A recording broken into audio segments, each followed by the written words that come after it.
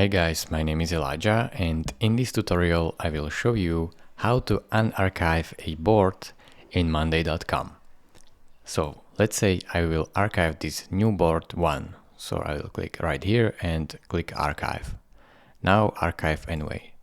In order to bring it back from the archive, what would I do is to go to any board that you want, then simply click right here on these 3 dots and just go to archive. So click on your profile picture and go to archive.